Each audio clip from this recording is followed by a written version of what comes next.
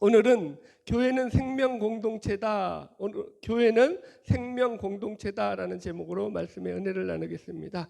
오늘 본문의 말씀은 우리가 너무나 잘 알고 있는 이른 양 비유의 말씀입니다. 여러분들도 다 아시죠? 이 이른 양 비유의 말씀은. 그리고 또 하나는 죄를 범한 형제에 대한 교회의 치리와 관련된 비유의 말씀인데 그 내용들이 그렇게 어렵지 않아요. 이른 양 비유의 말씀은 우리가 잘 알고 있듯이 목자가 이른 양 한 마리를 찾기 위해서 100마리 가운데서 그 한 마리를 찾으러 나가서 그 한 마리를 찾아서 다 같이 기뻐한다라는 그런 비유이고요. 나머지 하나는 형제가 죄를 범하였을 때 증인을 데리고 가서 권면하고 그 말도 듣지 않거든 교회의 말하고 교회의 말도 듣지 않거든 세리와 이방인처럼 여겨라라는 예수님의 가르침의 말씀입니다. 이렇게 내용은 별로 어렵지 않은데 문제는 이 말씀을 자세하게 들여다보면은 동일한 본문을 기록하고 있는 다른 복음서, 특별히 오늘 본문은 다 누가복음과만 연결돼 있어요. 마가복음엔 나오지도 않아요. 그러니까 누가복음과 비교해 볼 때 그 내용이 조금씩은 달라요. 그렇다는 것은 마태복음에서 강조하고 있는 내용이 다른 복음서에서 강조하고 있는 내용과는 분명히 차이가 있다라는 거죠. 그래서 우리는 본문의 말씀을 자세히 들여다볼 필요가 있습니다. 일단 본문을 들어가기 전에 마태복음 18장의 전체적인 구조를 설명해 드리겠습니다. 마태복음의 특징 가운데 하나가 다른 복음서보다 예수님의 말씀들이 많이 실려져 있다라는 거예요. 그래서 마태복음에는 예수님의 말씀들은 모아가지고 본문을 갖다가 이렇게 묶어서 연결해놓은 본문들이 여럿이 있죠. 예를 들어가지고 마태복음 5장부터 나오는 예수님의 산상수훈의 말씀들도 그게 묶여져 있는 말씀이죠. 그리고 마태복음 10장에 가면은 예수님께서 제자를 파송하시면서 하셨던 말씀, 일명 제자 파송기라는 그 내용들이 묶여져 있어요. 마태복음 13장에 가면은 예수님의 천국에 대한 비유들이 묶여져 있죠. 23장은 화 있을진저 외식하는 서기관과 바리새인들아라고 해서 이 외식하는 서기관과 바리새인들을 책망하는 내용들로 묶여져 있어요. 마태복음 24장은 종말에 관한 말씀들로 묶여져 있다고요. 묶음의 말씀들이 있다고요. 이해하셨죠? 그렇다는 것은 오늘 본문에 해당하는 이 마태복음 18장도 묶여져 있는 그런 말씀이라는 거죠. 이게 뭘로 묶여져 있냐면은 교회 공동체를 향해서 선포되는 말씀들로 묶여져 있어요. 마태복음 18장의 전체적인 그 내용이. 예를 들어 가지고 제일 처음에 나오는 게 천국에서 큰 자 비유에 나오는 이 비유를 보면은요, 천국에서 큰 자는 어린아이와 같이 자기를 낮추는 사람이 천국에서 큰 자니라라고 해서 이것은 예수님께서 일명 제자 공동체라고 하죠. 이 제자들에게 행한 말씀으로 나오죠. 그리고 그 지금 오늘 본문에 해당하는 이른 양 비유는요, 제가 조금 뒤에 설명드리겠지만 이 말씀은 목자 공동체에게 주어지는 말씀이라고 할 수 있어요. 그리고 그 뒤에 나오는 죄를 범한 형제와 관련된 비유는 이게 정확하게 이 본문을 보면은 교회라는 말을 사용해서 이 말씀이 교회 공동체에 주어지는 말씀이라는 걸 알 수 있어요. 자 보세요. 묶여져 있죠. 제자 공동체, 무슨 공동체? 목자 공동체, 무슨 공동체? 교회 공동체. 이런 공동체들에게 주어진 말씀이에요. 이걸 한마디로 묶으면 뭐죠? 일명 교회 공동체죠. 그래서 이 마태복음 18장은 교회 공동체에 주어지는 말씀이다라고 일단 생각하고 들으시면 여러분들이 편하게 이해하실 수 있습니다. 자, 이제 제가 왜 이렇게 말씀드리는지를 본문 들어가면서 설명하겠습니다. 마태복음 18장 12절 같이 읽어보겠습니다. 12절 시작. 너희 생각에는 어떠하냐? 만일 어떤 사람이 양 100마리가 있는데 그 중에 하나가 길을 잃었으면 그 99마리를 산에 두고 가서 길 잃은 양을 찾지 않겠느냐? 예. 이 본문 구절에 대한 일반적인 오해를 하는 분들이 계십니다. 그게 뭔가 하냐면은 이제 이 본문은 마치 목자가 한 마리 잃어버린 양을 찾기 위해서 나머지 99마리의 양을 그냥 방치하듯이 내버려 두고서 한 마리를 찾으러 간 것으로 생각을 하게 만들다라는 거예요. 오해를 하는 거죠. 그래서 실제로 그렇게 설교하는 목사님들도 꽤 많이 계시고요. 그런데 여러분 그렇게 이해를 하게 되면은 이 본문의 내용은 이게 뭐 하나님이 편애하시는 건가? 그죠? 이 한 마리 때문에 나머지 99마리를 내버려 두다니 그 99마리는 안 중요하단 말인가? 라는 의문을 만들게 하죠. 그건 전적인 여러분 그런데 오해입니다. 사실은 이게 2000년 전에 팔레스타인에서 행해졌던 목양의 문화를 우리가 잘 몰라서 가지게 되는 오해입니다. 예수님의 말씀이 선포되던 그 시절에 유대 사람들은 이 말씀을 들을 때 우리처럼 오해를 안 해요. 본문을 다시 보시면 아시겠지만 이 말씀을 예수님이 제자들에게 당연히 이렇지 않느냐라고 하면서 이 듣는 사람들에게는 오해가 없다. 니들이 당연히 그렇게 할 것이다 라는 식으로 얘기를 하셔요. 보세요. 12절 너희 생각에는 어떠하냐. 만일 어떤 사람이 양 100마리가 있는데 그 중에 하나가 길을 잃었으면 그 99마리를 산에 두고 가서 길 잃은 양을 찾지 않겠느냐. 이게 당연하지 않느냐라는 얘기죠. 그러니까 그 사람들은 다 그렇게 생각했다라는 거예요. 그 당시 사람들은. 이해하셨죠? 이게 99마리가 중요하지 않고 한 마리가 중요하다 그런 뜻이 아니에요. 제가 설명을 해드릴게요. 베이루트 신약학 교수로 팔레스틴 지역에서 40년 동안에 살면서 중동의 문화를 연구하면서 중동 신약 연구소를 설립했던 케네스 베일리라는 사람이 쓴 중동의 눈으로 본 예수님의 비유라는 책이 있어요. 이 책을 제가 그대로 내용을 읽어드릴게요. 당시의 목자는 혼자 일하지 않고 팀을 이루어 일하였습니다. 목자는 대가족의 일원으로 자연히 모든 가족이 책임을 느낍니다. 어떤 손실이든 그건 공동체의 손실입니다. 그래서 양 한 마리를 잃으면 목자 한 명이 양을 찾아 나서고 다른 목자들은 남은 양떼를 돌봅니다. 그래서 팔레스타인의 목자는 살아있는 양을 찾아 데려오거나 아니면 자신이 양을 팔아먹지 않았다는 것을 증명하기 위해 양의 유해라도 찾아 나섭니다. 양을 찾는 일에는 위험이 뒤따르며 공동체는 양뿐만 아니라 목자까지도 걱정을 합니다. 그러기에 목자가 양을 찾아올 때 기쁨은 2배가 됩니다. 양을 찾았다는 기쁨과 목자가 무사히 돌아왔다는 기쁨에 공동체가 기뻐합니다. 자, 이렇게 우리가 알고 나니까 왜 이렇게 잃은 양 한 마리를 찾았을 때 사람들이 좋아했는지, 왜 그렇게 기뻐했는지에 대한 이유가 분명히 나오죠. 보세요. 이 글만 보더라도 예수님 당시의 목양의 문화는요, 팀으로 이루어졌어요. 그러니까 양을 찾는 문제는 단순히 어떤 한 목자 개인의 문제가 아니라 여럿이 함께 연결되어 있는 공동체의 문제였다라는 거죠. 그러니까 목자가 나머지 99마리의 양을 버려두고 간 것이 아니라 그 99마리의 양은 다른 목자에게 맡겨두고 한 마리 양을 찾으러 가는 거죠. 그래서 이것으로 여러분들 이 잃은 양 한 마리를 찾아 나서는 목자에 대한 오해를 여러분들이 풀었으면 좋겠고요. 이렇게 되니까 지금 제가 앞에서 왜 이 잃은 양 비유가 목자 공동체에게 주시는 말씀이라고 했는지를 여러분들이 이해하실 것입니다. 자, 이 말씀을 제가 이제 누가복음하고 좀 비교해 드릴게요. 누가복음에는요, 이 비유가 보세요. 지금 마태복음에는 이 비유가 예수님의 제자들에게 하시는 말씀으로 나오잖아요. 누가복음에는요, 이 비유가 바리새인들, 격분한 바리새인들이 예수님께 질문을 할 때 예수님께서 변론하시는 말씀으로 나와요. 청중 자체가 틀려요. 청자 자체가 틀리다고요. 자, 누가복음 15장 가보겠습니다. 책갈피 본문 접어놓고 다시 읽어야 되니까 책갈피 본문 접어놓고 누가복음 15장 가보세요. 누가복음 15장 1절로 3절.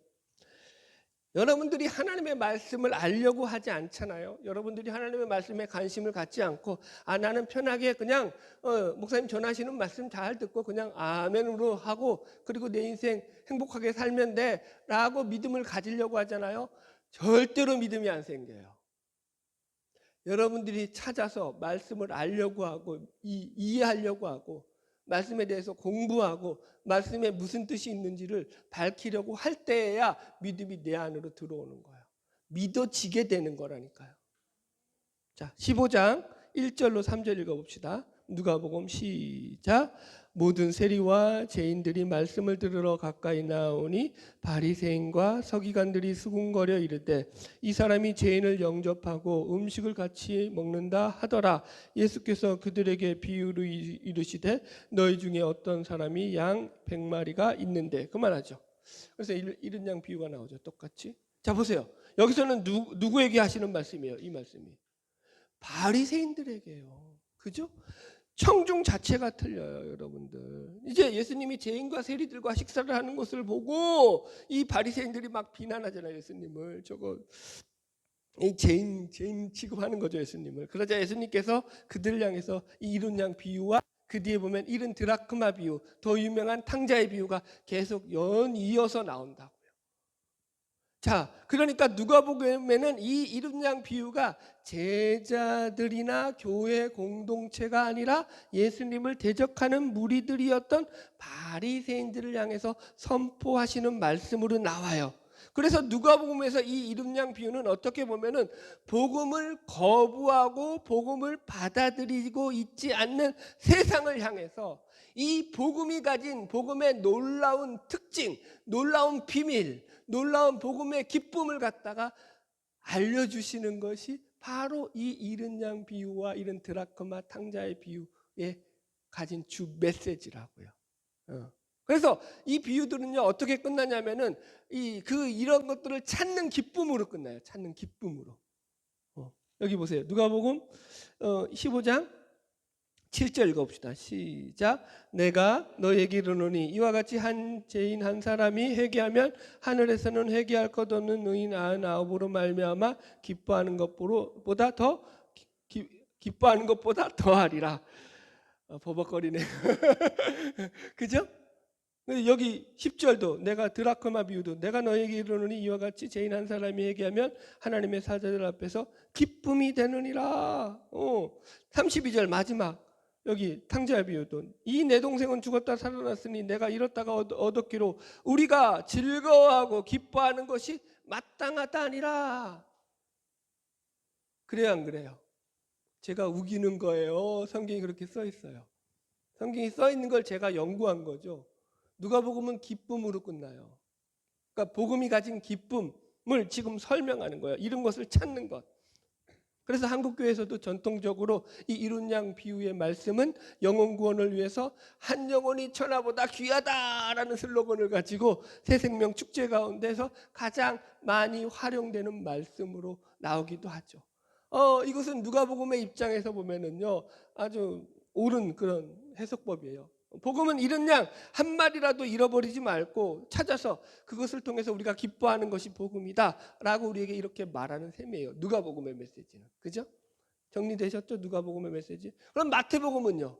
마태복음은 그게 아니에요. 마태복음은 지금 이게 교회 공동체를 향해서 지금 선포된 메시지라는 차원에서 그 메시지의 의미 자체가 완전히 달라져요. 마태복음은요 자, 18장 전체가 제자들에게 하시는 말씀이라고 했어요. 그래서 다시 강조점도 달라지는데 우리 본문을 돌아가서 읽어보겠습니다. 마태복음 18장 13절로 14절 보겠습니다.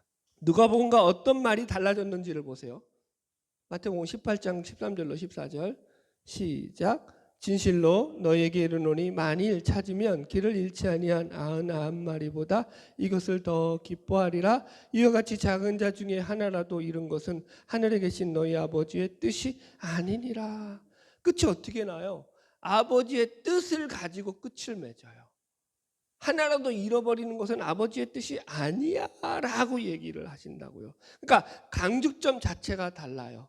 그러니까 여기서는요 지금 뭘 강조하냐면 이게 아버지의 뜻이니까 너는 이 복음의 말씀을 듣고 반드시 실천하고 따라야 해라는 것으로 결론을 맺는 거예요. 그러니까 공동체의 어떤 실천에 강조점을 두고 있죠. 좀 더 구체적으로 말하면 이 목자 공동체를 향해서 너희들이 잃은 양을 찾기 위해서 애쓰고 노력해야 돼라고 하는 이 목자들을 향한 책임과 그죠? 그 의무에 대해서 그 성실을 이행하도록 그들에게 권면하고 있는 말씀이 이 말씀의 주제가 되는 거죠. 보세요. 마태복음에서는요. 그래서 이 이른 양 비유의 특징은 매우 독특해요. 앞에가 우리가 지난주까지 다뤘던 실족의 문제예요. 그리고 이제 그 뒤에 다루는 우리 문제가 용서의 문제예요. 실족과 용서가 나오는데 그 중간에 이 이른 양 비유가 들어가고 있어요. 그래서 이 실족과 용서를 이어주는 가교 역할을 하는 게 바로 이 이른 양 비유예요. 어떻게 가교 역할을 하냐? 보세요. 잠깐 실적의 문제 우리 복습해 보겠습니다. 지난주에 했던 거. 마태복음 18장 1절에서 10절까지 그 내용을 정리하자면 어린아이 하나를 너희가 영접하면 나를 영접하는 것이다. 그래서 어린아이 하나라도 실족하지 않도록 너희가 잘 돌봐야 한다라는 것이 메시지의 내용이었죠. 그리고서 이른 양 한 마리 비유가 나와요. 그래서 여기서 나오는 이른 양 한 마리는요, 앞에서 나오는 어린아이 같은 자, 작은 자를 가리키는 거예요. 이해하셨죠? 여기서 이른 양이요, 자기 혼자 힘으로 얼마든지 잘 살 수 있는 그런 무슨 슈퍼 울트라 파워 양이 아니라고요. 길 잃은 어린 양이, 길 잃은 양이에요. 힘이 없고 어린아이 같이 자격이 없고 그런 힘없는 양을 가리키는 거예요. 그런 힘없는 길 잃는 양을 찾는 목자들이 그래서 기뻐하는 거죠. 자 보세요. 앞에서도 똑같이 나오는 단어가 있어요. 뭐냐면 어린아이 하나를 실족하지 말라라는 거예요. 작은 자라도 하나라도 작은 자 하나를 실족하지 말라는 거죠. 뭐가 강조돼 있죠? 하나가 강조돼 있죠. 잃은 양 하나를 찾는다고요. 하나가 강조돼 있죠. 그죠? 여러분들. 이런 거죠.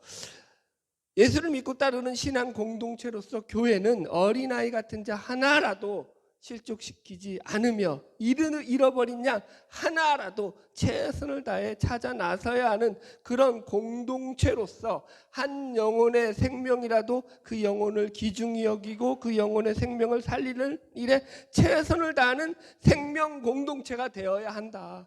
그래서 오늘 말씀의 제목이 교회는 생명 공동체다라는 거죠. 그래서 이렇게 교회 공동체가 지향하고 나아갈 방향으로서 이 말씀을 살피게 되면은 나머지 죄를 범한 형제에 대한 비유의 말씀도 아주 쉽게 풀려지게 되는 거예요. 자, 우리 15절로 16절 같이 읽겠습니다. 마태복음 18장 15절로 16절 시작. 내 형제가 죄를 범하거든 가서 너와 그 사람과만 상대하여 권고하라. 만일 들으면 내가 내 형제를 얻은 것이요 만일 듣지 않거든 한두 사람을 데리고 가서 두세 증인의 입으로 말마다 확증하게 하라. 야, 보세요. 여기서 내 형제는요, 앞에 비유들로 보면은요, 어린 아이 같은 자 하나, 그죠? 작은 자 하나고 잃어버린 양과 같은 자예요. 잃어버린 양 하나와 같은 존재예요. 보세요. 길을 찾은 사람은요, 사죄하고 회개하고 엎드릴 텐데 길을 잃었다니까요. 이 사람은 길을 잃었잖아요. 앞뒤 사리 분별이 안 되는 거죠. 자기가 잘못한 것도 제대로 이해를 못하고 있고요. 그래서 자기가 누구를 찾아가서 자기의 잘못을 사죄해야 된다는 생각조차도 못하고 있는 사람이에요. 그래서 잃어버린 양인 거죠. 보세요. 그리고 17절에 그 뒤로 무슨 말이 나오냐면 드디어 교회라는 말이 나와요. 봅시다. 17절 시작. 만일 그들의 말도 듣지 않거든 교회의 말하고 교회의 말도 듣지 않거든 이방인과 세리와 같이 여기라. 예, 여기서 드디어 교회라는 말이 나와요. 이 교회라는 말, 에클레시아라는 말은요, 이 사복음서에서 딱 두 군데밖에 안 나와요. 그것도 마태복음밖에 안 나와요. 하나는 마태복음 16장에서 주는 그리스도시요 살아계신 하나님의 아들이십니다라고 신앙 고백했던 이 베드로의 신앙 고백 위에서 예수님께서 내가 이 반석 위에 내 교회를 세우겠다라고 하면서 처음 딱 한 번 나왔고요. 그리고 이제 본문에 나오는 게 딱 두 번 나와요. 다른 복음서 가서 찾아보세요. 나오면 제가 100만 원 드릴게요. 혹시나 모르니까 너무 크게 X는 못 갑자기 나오면 어떡해. 그러면 내가 틀린 거잖아. 근데 저는 못 찾았어요. 안 나와요, 여러분들. 심지어 여러분 후기에 썼다는 요한복음에도 이 교회라는 말은 안 나와요. 왜냐하면 이 교회는요 아직 예수님 시대에는 세워지기 전이라고요. 이 에클레시라는 말은요 사도행전에 가서야 이제 초대교회가 세워지고 나서 교회라는 얘기들이 열심히 나와요. 그때부터는 사도행전에 가보세요. 교회 나오죠. 그러니까 이 사복음서까지는 교회라는 말이 아직 나오면 안 되는 거예요. 사실은 마태복음 16장에서는 왜 나오는 거예요? 이게 앞으로 미래적으로 예수님께서 이렇게 세우실 것이라는 차원에서 교회라는 말을 쓰기 때문에 이게 미래적 차원이기 때문에 쓰여질 수 있죠. 그러나 본문에서는요 그렇게 쓰여진 게 아니라 그냥 당당하게 그냥 교회에 가서 이렇게 하라라고. 아직 지금 예수님이 이거 말씀하실 때 교회가 있었어요, 없었어요? 교회 공동체가 아직 생기지 않았을 때예요. 그러니까 이 말씀은 우리가 여기서 이제 말할 수 있는 게 뭐냐면은 마태가 의도적으로 편집해 놓은 의도가 있다라고 말할 수 있는 거죠. 이 교회라는 말을 통해 가지고 마태가 여기서 이 예수님의 말씀을 근거로 교회 공동체에 이 메시지를 연결시켜서 전하고 싶었던 거죠. 이해하시겠죠? 제가 왜 이렇게 말할 수 있냐면 동일한 본문을 내용을 다루고 있는 그런 누가복음에 보면은요, 거기서도 교회라는 말은 안 써요. 거기서는 그냥 단순하게 이렇게 말하고 있어요. 만일 내 형제가 죄를 범하거든 경고하고 회개하거든 용서해라. 이게 끝이에요. 이렇게 지금 구구절절한 내용도 없어요. 찾아가고 말고 할 것도 없다고요, 여러분들. 그러니까 이것이 교회와 관련된 말씀이라는 것은 마태복음에만 나와요. 의도적으로 마태가 그렇게 집어넣은 거예요. 어떤 의도죠, 여러분들?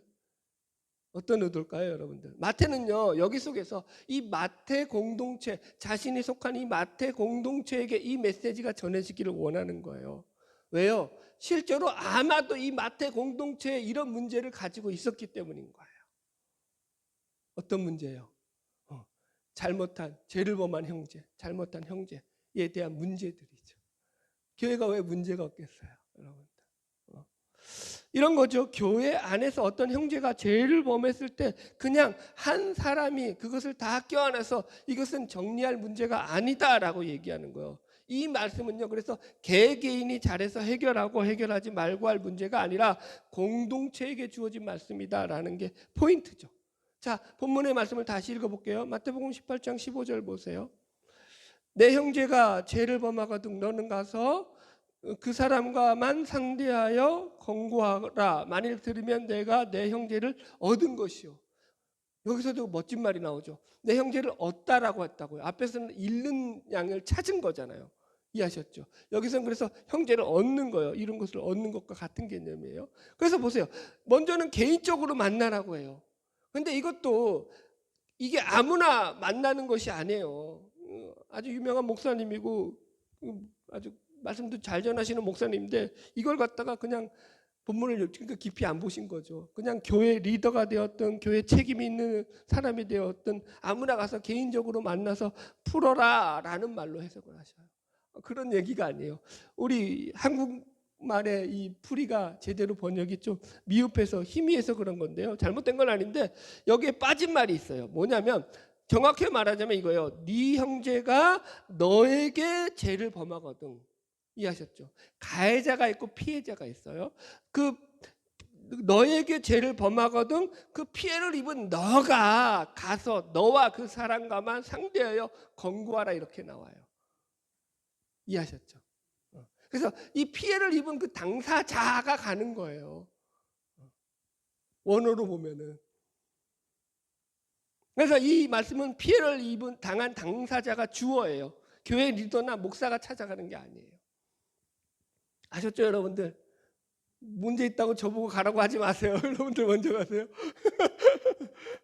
개인 대 개인으로 먼저 풀어보는 거예요. 어쨌든 간에 사실 잘못은 이 가해자가 잘못을 했음에도 불구하고 가해자더러 너 먼저 가서 용서를 빌고 화해를 해라 이렇게 말하고 있지 않다라는 거예요. 그렇지 않고 오히려 그 죄를 범한 형제에게 그 피해를 당한 그 사람, 그 피해자가 주어가 돼서 그가 먼저 그 사람에게 가서 그 가해자에게 권고하라는 거죠.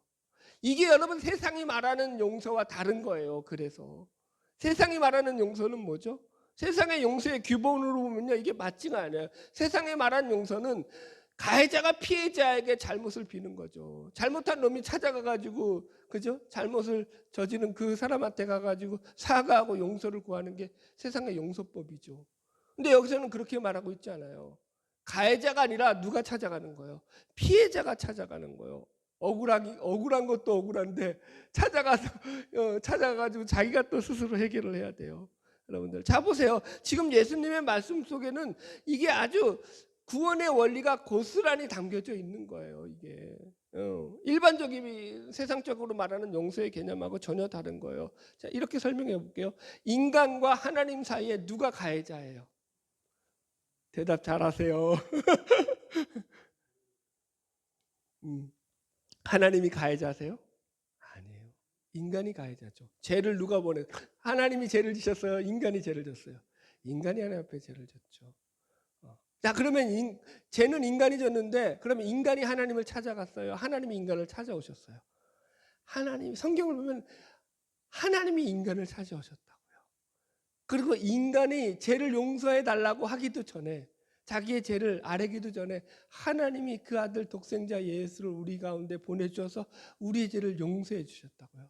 가해자를 찾아와서 그 죄를 묻지도 않고 그 죄를 대신해서 우리의 죄를 다 짊어지고 십자가에 달려 죽으셨죠.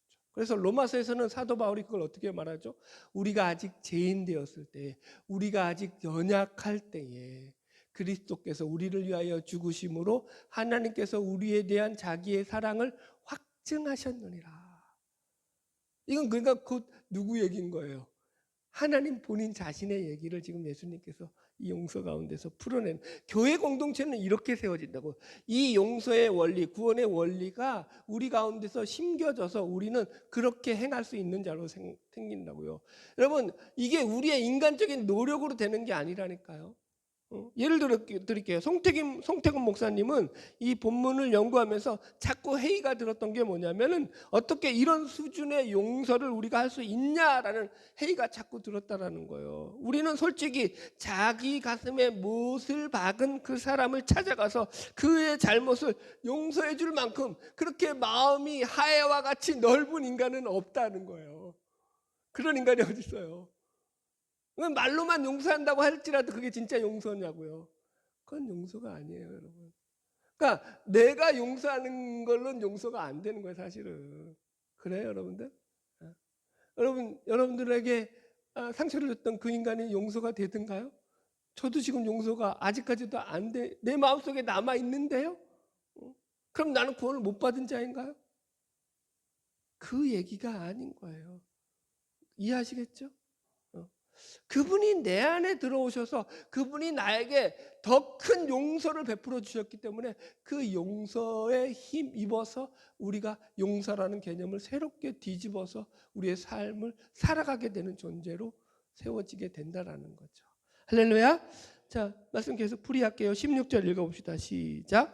만일 듣지 아니하거든 한두 사람을 데리고 가서 두세 증인의 입으로 말마다 확증하게 하라. 이거는 이제 두세 사람의 증인이 있다라는 것은요, 율법적인 개념이긴 한데, 여튼 그래서 이 증인들을 통해 가지고 딴소리 못하게 하는 거죠.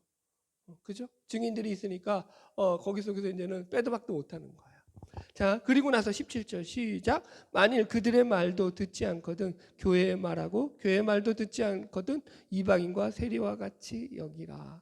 예, 그래서 결국은 이제 해결이 안 될 때는 교회까지 알리는 거고, 그래서 교회의 말도 듣지 않거든 그때는 이방인과 세리같이 여겨라. 이방인과 세리같이 여기다라는 게 의미가 뭐냐면요, 그에게 아직까지 회개할 수 있는 마지막 기회를 줘라라는 거예요. 그냥 내쳐버리고 끝내버려라 라는 게 아니라고요. 왜 그러냐면요, 교회 공동체라는 것은요, 결국 세리와 이방인들과 같은 죄인들이 하나님 앞에 불려 나와서 모여진 공동체가 바로 교회 공동체이기 때문에, 우리가 다 세리와 죄인들이었다니까요. 우리에게 기회가 주어졌다니까요. 그런데 지금 여기도 세리와 죄인같이 여기라는 것도 그거예요. 그냥 내치는 것으로 끝내는 게 아니라 그들에게 다시 회개하고 돌아올 기회를 줘서 그들이 다시 회개하고 교회로 돌아오려 하거든 얼마든지 그들을 받아들여라 라는 거예요. 그래서 이것은 피해자도 지키고 공동체도 지키고 길을 잃은 이 양 같은 존재도 다시 교회에 돌아올 수 있는 길을 열어주는 그런 계기가 되는 거죠. 할렐루야. 자, 말씀을 정리하겠습니다. 오늘 우리는 교회는 생명 공동체다라는 제목으로 말씀의 은혜를 나누었습니다. 본문의 말씀의 핵심은 교회 공동체는 한 영혼의 생명이라도 소홀히 여기지 말고 귀하게 여길 줄 아는 생명 공동체가 되어야 한다는 것이었습니다. 교회는 교회에 들어온 한 영혼이라도 잃어버리지 않도록 최선을 다하고 그 영혼을 돌보고 돕고 함께 세워 나가야 한다는 거죠. 그래서 저는 이것을 쉽게 돌봄의 영성이라고 표현을 했어요. 이걸 돌봄의 영성으로 묶으면 다 연결이 되는 거죠. 그죠? 하나님 나라를 세워가는 공동체로서 교회 공동체는 어린아이 하나라도 실족하게 하면 안 된다는 거예요. 그래서 어린아이 같은 자라도, 그 작은 자라도 그 하나를 영접하는 것이 곧 예수님을 영접하는 것이다.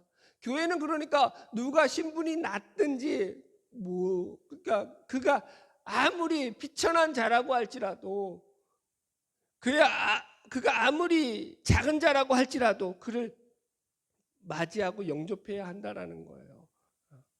누구든지 작은 자 하나라도 잃어버리지 않는 게 하나님의 뜻이라는 거죠. 이게 두 번째 메시지가 이런 양 비유잖아요. 작은 자 하나라도 잃어버려서는 안 된다. 만일 이런 잃어버린 양이 있을 때는 최선을 다해서 그 양을 찾아야 한다. 그것이 하늘에 계신 내 아버지의 뜻이다.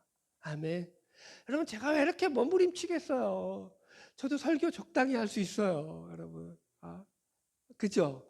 여러분들 얼마나 어려워요. 설교 듣는 여러분들이 얼마나 힘들어요. 고문스럽죠. 이거 뭐 듣도 보도 못한 얘기, 누가 공동체 나오고 마태 공동체 나오고, 그죠?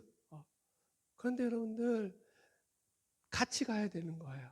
여러분들이 말씀이 들을 귀가 열려졌을 때, 이 말씀을 들을 때 어떤 분은 이 말씀이 너무 좋을 수도 있어요. 이게 하나님의 말씀이구나, 이게 생명 공동체로서의 교회에 나아갈 방향이구나 라는 걸 깨달아 알게 되죠. 이 말씀을 기준으로 해서 얼마나 그 삶이 복이 있겠습니까? 할렐루야. 세 번째가 뭐라고요? 그가 잘못한 일이 혹 있을지라도 최대한 증인들을 동원해서라도 교회가 최대한 노력을 기울여서 그를 설득시키고 돌이키도록 노력해야 된다. 그냥 그가 만약에 다시 돌이키게 되면은 그 사람을 얻은 것이다. 잃은 양을 찾은 것과 같은 거죠. 이해하셨죠? 그래서 그가 그 말을 들으면 내가 내 형제를 얻은 것이다 라고 성경은 우리에게 말씀하고 있는 거죠. 이게 마태복음 18장에 주어지는 중심 메시지입니다. 결국 교회 공동체는 교회의 지체된 성도들끼리 서로가 서로를 섬기며 돌보는 일에 있어서 끝까지 포기하지 말고 한 영혼이라도 살아날 수 있도록 함께 돌보고 함께 격려하며 함께 보호하면서 끝까지 함께 찾을 때까지 노력하면서 애쓰고 나아가는 거룩한 신앙 공동체가 되어야 한다라는 거죠. 할렐루야. 바라기는 저는 우리 교회 공동체가 이렇게 아름답고 건강한 생명 공동체, 신앙 공동체로 세워져 나가기를 정말로 간절히 소망합니다. 찬양하겠습니다.